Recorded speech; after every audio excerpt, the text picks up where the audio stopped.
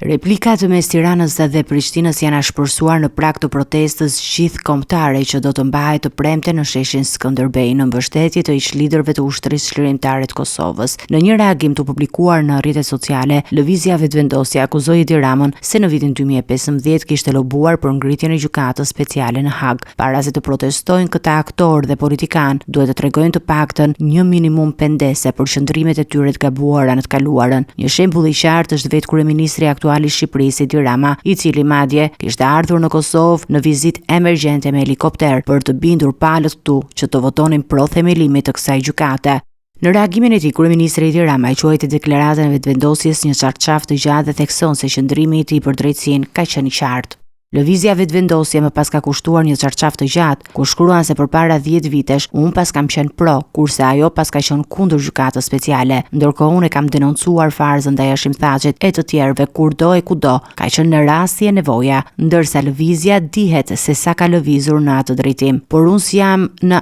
asnjë lloj gare me lëvizjen dhe më vjen keq që lëvizja i ngatron marrëdhëniet institucionale të Kosovës me Shqipërinë, me çorbën e balotazheve komunale, ndërsa për qëndrimet e para 10 viteve, kur ajo nuk i njihte as himnin e Kosovës e jo më përfaqësinë e Hashim Thaçit, të cilën do ta donte përjetësisht në Hag, i kujtoi lëvizjes se gjykata speciale u ngrit për trafikun e organeve, jo për të marrë peng presidentin e Republikës së Kosovës. Kreu i qeverisë shqiptare shtoi se nuk është as organizator dhe as folës në protest drejtësia për çlirimtarët, por e mbështet me gjithë zemër. Do t'i bashkohesha si pjesëmarrës i thjesht nëse nuk do t'isha i vetëdijshëm se çdo politizim me dashje ose jo do dëmtonte qëllimin dhe popularitetin e saj. Protesta e veteranëve të UÇK-s do zhvillohet nesër në orën 17 në sheshin Skënderbej në Tiranë dhe pritet që të mbledh pjesëmarrës nga Shqipëria, Kosova dhe diaspora në thirrje për drejtësi ndaj shkrerëve të luftës që po gjykohen në Hag.